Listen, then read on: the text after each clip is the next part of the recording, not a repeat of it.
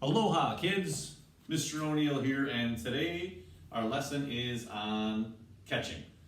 So by the end of today's lesson, you should be able to explain how to catch something, what are the steps to catching, and then to be able to demonstrate catching, which we've all done lots of practice on.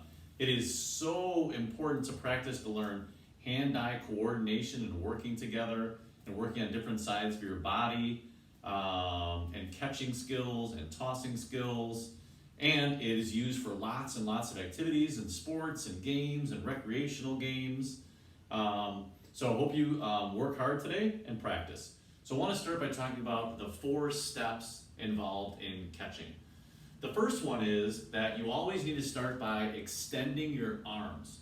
So when something's coming at you, always start by extending your arms and your hands out, rather than trying to trap it. Sometimes if the ball hits you first and you make a mistake, you have to trap it against your body. We want to try to grab it out of space first. So if the ball is coming at you and it's high, then you want your thumbs together like this when you're reaching and catching. So a high toss would be caught like that. If it's low, you want your pinkies to be together.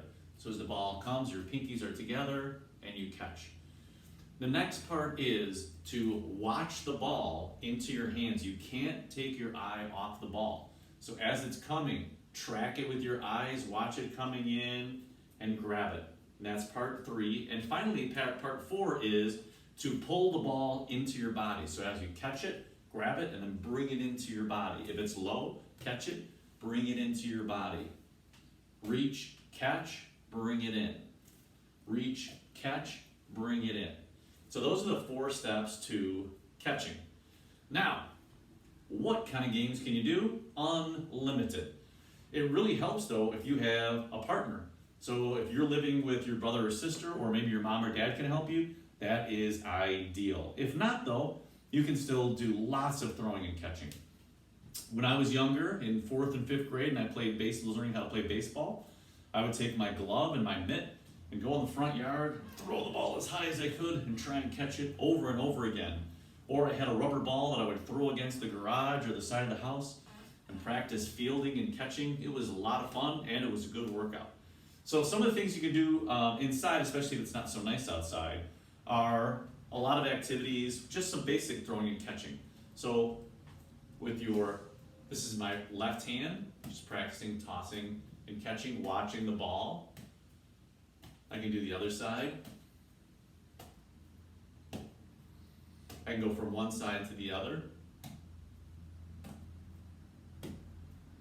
And a lot of times what you might want to do is, when I show you a trick to do, stop the video, practice it, and then come back and try the next one. So maybe after you try those are both pretty easy. Then move on to things that we've done before, like how about a toss and a clap and a catch.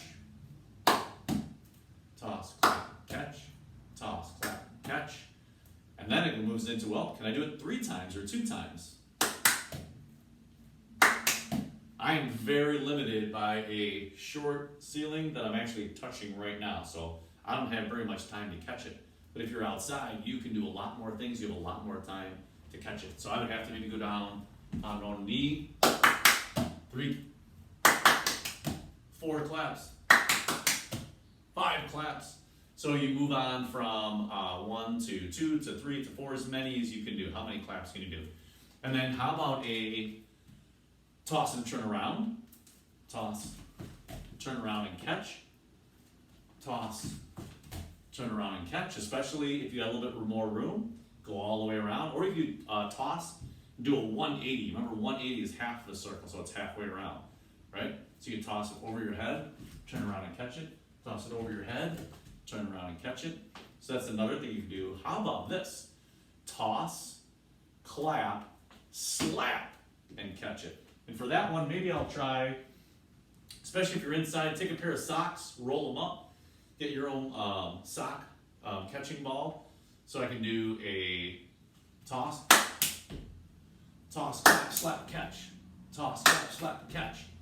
Maybe you could try a toss, head, slap, catch. Oh boy.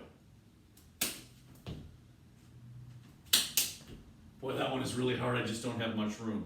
So that was going to be a toss, touch your head, clap, slap your foot, and then catch. That'll be another thing that you can do. We did toss and spin around. You could do tossing while you're sitting. So right here I have a little bit more room. I can work on overhead. I can work on trying to catch it right before it hits the ground and underhand catch. So again, anytime the ball is over, you reach over. Anytime it drops down, you reach and scoop and then bring it into your body.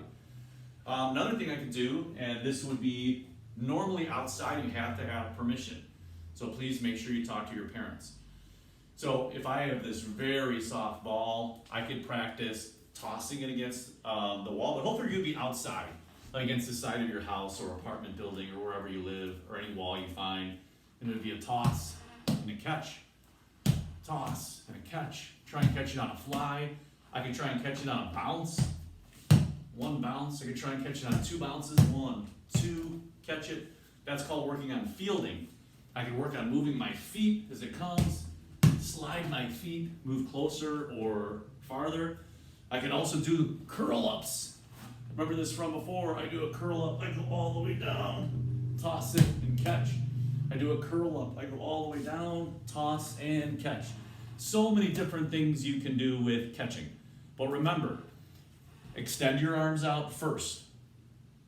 Grab the ball, watch it while it's in midair, and pull it in towards your body. That's catching today. Hope you guys get a chance to practice that so we can get better at it for when we're back at school, which is hopefully soon. Miss you guys. Aloha.